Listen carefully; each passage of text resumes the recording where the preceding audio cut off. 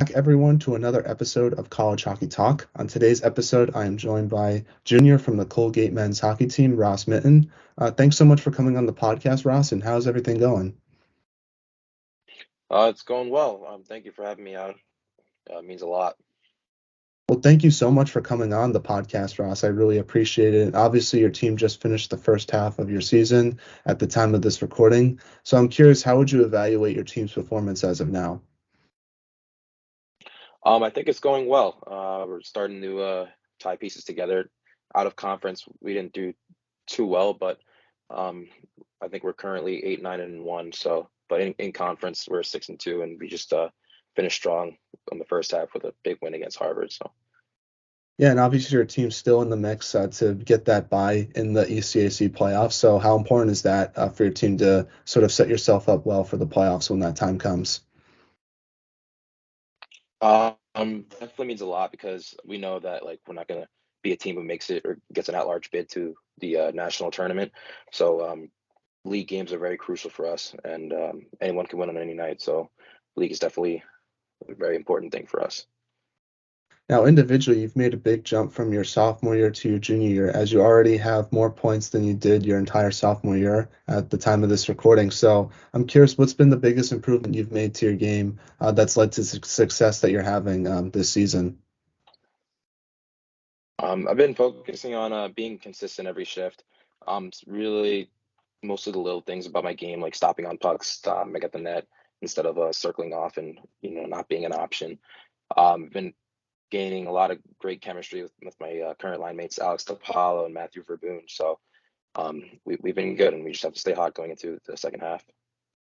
Now, I do want to highlight some of the fun things that your team has accomplished in the first half of the season. One of the things I do want to ask you about is the Arizona State series, since I believe you were the first team to ever play at Mullet Arena. I'm curious what that experience at playing at ASU was like for your team, and what was the atmosphere like at that arena? I mean, we came off for warm-ups, and it was sold out. Like it was an NHL experience. It was a sight to see. It was funny because the day before, all the students were camping outside the night before all night long, like hoping to save their seats in the student section. So there was like a big line out the door, and yeah, it was just a great experience to be in warm weather playing hockey. So I can't really complain about that. Yeah, get the chance to see the video of Reed in the penalty box when the guy like chirped him. I thought that was pretty funny. I did, yeah. Reed was he was laughing about that a little bit because he went to the box a few times that game. Yeah, that was a good chirp. Like I don't want to see you again there. I thought that was pretty funny. Yeah. Now, obviously, what's it like playing in the ECAC this year? Because I feel like your conference has sort of been underrated. Obviously, you have teams like Harvard and Quinnipiac that have a lot of high-end players, but then you have teams like yourself that are sort of flying under the radar this year. Talk about just the competition in that conference and what it's like playing in that conference every weekend. Yeah, so in ECAC we have good teams like Quinnipiac, Harvard, Clarkson. I mean, there's a lot of other teams that are like also really good, just like no one really talks about them. But like St. Lawrence gives us a really good game every year. Dartmouth is good. Union's good. Like any team can win on any night. So um, if you fall asleep for one period, if you make a mistake, teams are going to capitalize on these mistakes. So pretty much every game in ECAC are all close, tight games. So it's a good battle. Is it weird playing two different teams in the same weekend? Because that's something I find interesting about the ECAC is that you play one team on a Friday night and then another team on a Saturday night. Do you think, or do you like that since it's sort of like if you had a bad game on Friday, you can sort of restart for the Saturday game against a different team? Um, I kind of like it because say if we, either win or lose the first game, it's just forget about it. It's on to the next one. You're always looking forward to the next win. So I don't really mind it. I mean, when we played like ASU and Niagara, just more so instead of just pre-scouting again, it was more so just correcting our game and our mistakes that we made. So yeah, I like playing two different teams in the weekend. So. What's it like preparing for those games? Like how do you prepare for two different teams in the same week? Is it like how do they organize that? I guess and that's something I'm also very curious about. So like our practice schedule, we do Monday, Tuesday, Wednesday, Thursday, obviously, and Wednesday before practice, we do our pre-scout on the team we play on Friday. So we'll like go through, I guess, different um, plays and routes in practice, and then after the game on Friday, Saturday morning we'll get to the rink and then we'll do pre-scout on the next team. Oh, nice. That's really cool. What's your favorite road rink to play in college hockey so far? Is it Mullet Arena or is there another cool barn in the ECAC? I mean, Mullet Arena is like a once in a lifetime experience, depending on which team you're playing for. But honestly, the Cornell Colgate series is probably the best. I don't know, like we get to Cornell, it's a sold out crowd. We get on the ice, they're throwing Colgate toothpaste at us and stuff like that. So it it's a lot of fun. I heard they don't play warm-up music there. It's just like their pep band, which I personally wouldn't like. I feel like I need some like actual music to sort of get me hyped up. But do you enjoy that? Because I know some players do. I thought the same thing, but their band plays every song you can even imagine. So it really feels like just a college hockey barn. And obviously, your team ended off the first half of the season beating Harvard, one of the best teams in the country, with some fantastic players that you'll definitely be seeing in the NHL in the near future. Talk about how important that win was for your team to sort of end off the first half of the season on a positive note. Yeah, that was really big for us. I think we proved proved the message around the league, like we can beat anyone, like obviously they're a top 10 team. I think they were ranked number 6 at the time. So, yeah, we just went into it with the mentality of like playing our game. They might have more skill than us, but like we'll outwill them. So, and that's what we did. And what are your team's goals and expectations for the second half of the year? We definitely need to stay strong after coming off a hot weekend and just really focus on these next few league games that we have going into playoffs so we can set us up for a good spot. And is it nice to have sort of a break now, just to sort of reset your mind heading into the second half of the year? Because I feel like that's a good thing because it's obviously very stressful and you're so focused on hockey. So it must be nice to sort of have a break and just reset your mind a little bit. Yeah, I think the break's going to be beneficial for us because these last few 3 weeks we've been really grinding on the academic side of things. So, like the last 2 weeks we've had finals, papers, and like didn't really have much time around the rink. So, this next month break from school is going to be really good for us. So I sort of want to transition now and talk about the beginning of your hockey career and work all the way up to where you are today. So just doing research on yourself, it says that you're from, hopefully I'm pronouncing this correctly, Copiague in Harbor, New York. So talk about Yeah, growing up there and and how did you start playing hockey? yeah. So it's actually Copeg, New York. All right, It's I it's apologize for that. no, the announcers still say it wrong when they get called out for the starting lineup and stuff. So, but yeah, I grew up Copeg, Long Island, New York. Um, I actually started.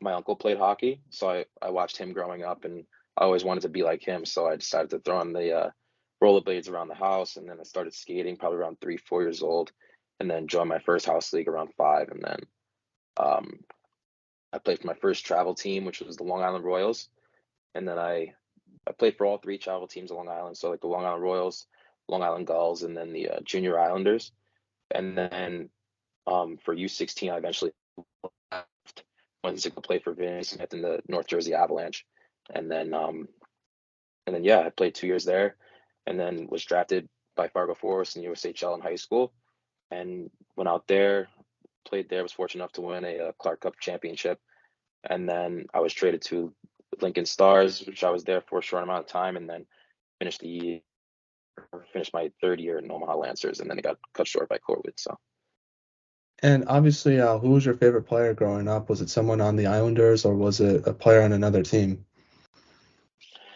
I actually grew up. I think my favorite player was Alex Ovechkin. I used to have a big fat head of him on my wall, and then as I got older, I started really liking Evander Kane's game, and I think he's doing pretty well now. I mean, he just got his wrist hurt, but he'll be back and he'll be good. Well, do you think Ovechkin's going to catch Gretzky's goal record at some point soon? Um, I think he could. I mean, it depends on how many more years he plays, but I think he has I think he can do it. I think so too. I think he's like already going to pass Gordie Howe this season at some point, and that'll be number two. And if he honestly just needs to get 30 goals a year for the next like 2 or 3 years to make that happen, which I think is very possible for him. So I hope it does happen. I think it'll be good for hockey if he can break that record. Yeah, exactly. And he's on pace to do it, so I think he should be fine if he keeps the pace up. Now, like you were mentioning before college hockey, you played in the USHL for three different teams: the Lincoln Stars, Omaha Lancers, and Fargo Force. Obviously, how did you get the opportunity to join the USHL? Like, how does that draft process work? Because obviously, everyone knows like what it's like to get drafted in the NHL, but I feel like people don't really talk about the process of getting drafted into the USHL. Yeah, so I guess all throughout your U16 season, USHL teams come out and they're just watching you and things like that. And the USHL draft occurs online. So I remember it was after school, it was at like 7 o'clock or something like that. And I was doing homework and I was just watching the draft like while I was doing homework. And then I got up to go eat dinner. And then I got like three different phone calls from a few of my buddies saying that I was just taken in the 10th round to Fargo Force. And to be honest, I never even heard of Fargo. So like, I didn't even know where it was. And then I saw it was in Nebraska. I was like, oh boy. But I went out there. It was a lot of fun. Very cold though. So there was like some days it was like be like -30. There'd be blizzards and like my billet family, their kids are still going to school and stuff like that. So, but it was a lot of fun. Yeah, talk about your how the USHL helped prepare you for college hockey, especially since you played with a bunch of different teams. So you probably had the chance to play with a lot of high-end players that are currently doing well in Division I college hockey right now. Yeah, I remember making the jump from U16 to juniors was definitely like a big step. Because I remember playing in my first camp and the speed was just insane. Like everyone was much faster, much bigger than me. But um, as years went on, I thought it started to get a little bit easier and more comfortable. So, and then obviously playing for three different coaches, you get to like see all the different coaching styles and things like that. So I think that helped prepare me a bunch too. But making the jump from juniors to college hockey, I didn't think it was that much bigger of a deal. But maybe just some of the players were a little bit bigger, but I think the speed overall was the same. So And obviously, I always ask everyone what their favorite memory was in junior hockey, but I assume for yourself it was the Clark Cup championship. So what was that experience like for you winning that trophy? yeah, it was cool. So the way it worked is it's a 5 game series for the championship. So we played the first two in Fargo and we split 1-1. And then we went over to Youngstown, which is like a 20-hour bus ride from Fargo, North Dakota to Youngstown, Ohio. And um, so it was actually crazy because Youngstown usually didn't get many fans throughout the year. But for the finals, it was sold out crowd. Like they had Ohio State's band was there. They were shooting on fireworks during the starting lineup and things like that. Um, like school buses full of kids were being dropped off. Like it was really cool. It was probably one of my favorite games I ever played. So How heavy is that trophy? Because it looks huge. it's actually it's pretty heavy. Um, I stayed in Fargo for an extra week, so I got to like keep it for a while. It was in my room for a bit. Put it in my car, strapped it up in the back seat, brought it to Chipotle. Yeah, I had a lot of fun with it. So What's it like in Fargo? Because every time I think of it, I feel like it's sort of in the middle of nowhere, but I'm assuming there's probably some stuff to do out there. yeah, it's actually like it's a developing town, developing city. It's actually really nice there. Yeah, like if you drive 5 miles one way, you're in cornfields, and you drive 5 miles the other way, you're definitely in another set of cornfields. So like, I guess you could say it's in the middle of nowhere because I mean I only know of like four major cities in North Dakota. So, but yeah, I really like Fargo. I think it's a great spot to play juniors for sure. And talk about like just how the USHL helped prepare you for college hockey. Because I was looking at some of the teammates that you got to play with throughout your time. Some really high-end players. Like I remember watching this guy's name was Aiden Thompson for Lincoln. He was one of the best players I remember in the USHL. What was it like playing with guys like that, and how to help prepare you for Colgate? Yeah, I actually remember him. He was there right when I was leaving because I got traded. But yeah, he's an outstanding player, and his game has definitely evolved as well. But I played against or played with guys like Jack Randall and Nebraska Omaha, Luke Mobley and Alex Campbell, who are both on Clarkson. And yeah, they're both like really good players. That they definitely help elevate my game, maybe become a smarter player and a better person. So I couldn't thank them for that. Now, talk about your recruitment process with Colgate. How did that work, and what made you want to go there versus other schools you might have looked at? So I was originally committed to Northeastern University, and then going into my third year of juniors, I decided to decommit and explore other options. And so Brett Riley, who's now the head coach at LIU, he was actually the assistant coach for Colgate at the time, and he recruited me, came to Omaha, and wanted me to come out on an official visit. So I decided to go out. It was a lot of fun. Loved the campus. Coaches were amazing. Don Vaughn, Dana Borges, and uh, and now Chris Azzano. But the coaching staff is amazing. And I got out there. It was actually the night of the LSU Clemson championship national championship game. So I was able to hang out with all the boys there, and they're all very, very welcoming. So it made me fall in love with it right there. And obviously, you're talking about how the jump from juniors to college hockey wasn't as big as the jump from in the USHL. But I am curious, what was the biggest adjustment you had to make to college hockey? I'm assuming, like you said, it was the physicality since you're going against like 24, 25-year-olds in the ECAC. Yeah, definitely putting on a lot more muscle because there's a lot of guys with more experience and more strength. So, but I think the coaching staff definitely helps with that because you never know what the coach's mindset's going to be. So you just I don't know. You just got to be like on your toes, I guess. Yeah. And talk about your freshman year for a little bit. Obviously, it was a pretty unconventional season with all the pandemic regulations that your team had to go through. But what'd you take away from that season? And what'd you learn from that season that's helped you out for your sophomore and junior years? Yeah, the freshman year was definitely different than most other years. It was only a four-team league, so it was us, St. Lawrence, Clarkson, and Quinnipiac, and I really think it just created a rivalry between all four of us. I mean, we played each other six or seven times each. Um, it was just a battle, you know. The games were very close scoring, and but like besides from that, in the school side, we weren't really allowed to go anywhere. We had classes online. We were getting delivered meals and things like that. Like we only played one game before Christmas break, so it was definitely a different season. And going into the playoffs, we were obviously granted a semifinal spot because there's only four teams in the league, and we fell up short in overtime because anyone can win on any night. So, but I wouldn't trade that season away for anything. The bonds we made with the seniors that year, learned a lot from them. So I had a lot of fun. Yeah, do you get tired of playing the same three teams every day? Because I feel like that would be a little tiresome at some point during like February. It definitely got to be annoying, but like I think it built like the rivalry that we have with them now because like I think we all just remember what we went through that freshman year, so we all have a little bit more edge. Yeah, it reminds me of my house league days where like you only had like four teams in the league, so that's you played the same teams pretty much every day. So no, that it definitely brought back. I remember when that happened, it brought back those old youth hockey memories that I have. Exactly, yeah. Now, obviously, during your sophomore year, your team had a huge run to the ECAC semifinals, beating top teams like Yale and Cornell. Talk about what that playoff experience was like for your team to go on that run and make it all the way to the semifinal, and how have you used that experience for your junior year? Well, falling up short in the semifinals is definitely something that we didn't want to happen. So going into the season, we knew we had some unfinished business from last year.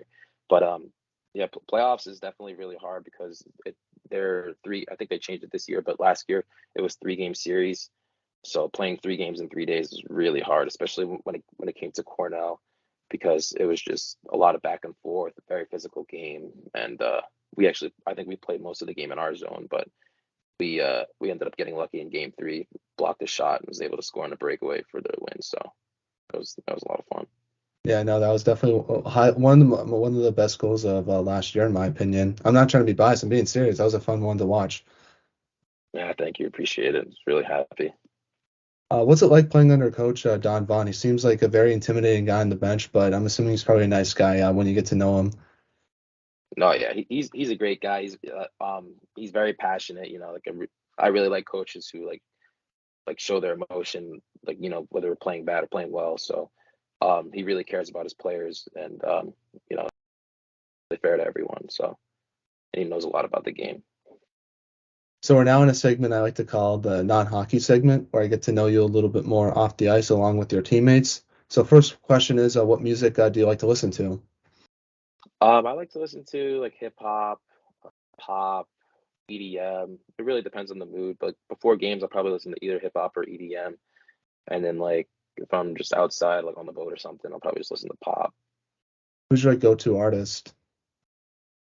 Um, I like for hip hop, I like Future. For I'd say I also like Kygo, Calvin Harris. Yeah, So a little bit of variety. I do like that album that Future has with Drake. There's some really good songs that hype me up on that. Oh wait, which one was that? Oh, the new one, right? There was I don't know which one. It's the one with the song Big Rings and Jumpman. I forgot the name of the album, but I know I Oh really yes, those yes. two songs are really good on that album. Yeah, that was I remember that actually came out in high school. I remember that time. Yeah, that's a good album. Now, Alex Young said that you had the best style on Colgate hockey when we had him on the podcast last year. Do you agree with him on that answer, or who do you think has the best style on the team? I mean, if he's talking about off the ice, I would say Ben Raymond. Ben Raymond can have some good style, like depending on the occasion. But on the ice, I would have to go with maybe Reed Irwin. He usually looks good out there. I usually like the goalie style just because it looks a little bit like all you players look exactly the same on the ice, but I feel like the goalies have a chance to sort of show off their style on the ice at least. Yeah, I would actually say the same. Carter Gylander, he has some pretty good style. I mean, his custom helmets is really nice. So we'll see what he's able to bring next year. Who's the funniest on the team? Ooh, um, I would have to go with either Anthony Stark or Matthew Verboom, just because they're always up to something. Like they always got little tricks going on or messing with someone. But yeah, I would say those two are the funniest. Now, what is the most interesting thing you've seen or read this week? Um, I'm a big soccer fan, so I was watching the World Cup and um, seeing Leo Messi probably win his last World Cup ever was pretty special, honestly.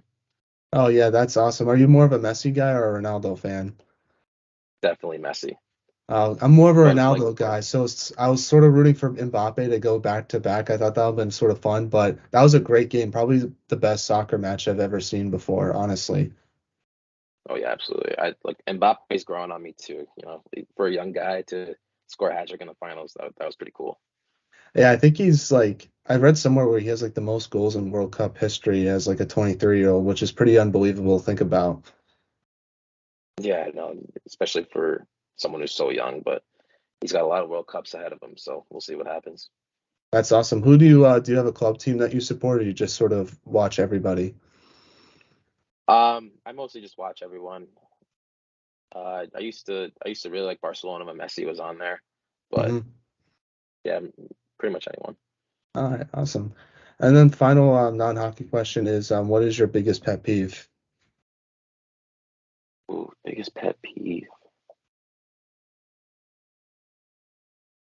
Not even sure. Probably just like nails on a chalkboard or something. Yeah, no, But I I agree. haven't really thought about that. And then actually, we do have one more non-hockey question. If you could have lunch with anyone in the world, who would it be and why? Ooh. Um, I think Kevin Hart maybe just because of how funny he is. I used to watch him all the time, and I feel like I could get a good laugh out of him and just hear his life story. Yeah, that's definitely true. I feel like for me, for a hockey thing, probably Wayne Gretzky, because I would love to hear like what he's been through in his career. But I guess for comedian, probably Dave Chappelle. He's probably my favorite comedian. I think he's hysterical. Yeah, yeah, he's pretty funny too. Now, getting back to some hockey questions now. First one is for all the younger people that are listening to this podcast, what advice would you give them on what it takes to make it to the Division One level like yourself? I'd say definitely focus on your development and don't rush into anything. I think that there's a path for everyone. Some paths aren't right for certain people, and I think you just have to figure out your own path, but definitely focus on your development and training. Now, for all the Colgate fans that are listening to this podcast, what message do you have for them about the rest of this season? Yeah, we're gonna stay strong and go Gate. Awesome, awesome, awesome. And then, do you have any shout outs you want to give to any of your teammates, former teammates, friends, family members? Feel free to give them a shout out, or you can plug something that you like to plug. Feel free to. The floor is all yours, Ross. You can say whatever you want. All right. Well, for people who don't know me, I guess I in the summers my favorite pastime is I really enjoy fishing. I have my own center console boat. So me and one of my good friends, he plays on ASU, Robert Massimone, and another good friend of mine, Anthony Preziosi, he lives across the street from me. We go out in the ocean probably almost every day in the summer and just catch a bunch of different fish and eat it. So a little fun fact about me. That's awesome. That's awesome. Well, thank you so much for coming on the podcast, Ross. I really appreciate your time. It means so much to myself. Wishing you and your team nothing but the best for the rest of the season. I hope your team can go far this season, and maybe you guys can make the national tournament. I think that's definitely possible. But take care and stay safe. And thanks for your time. It means a lot. All right. Thank you so much. Really appreciate it. It means a lot. Now, one question I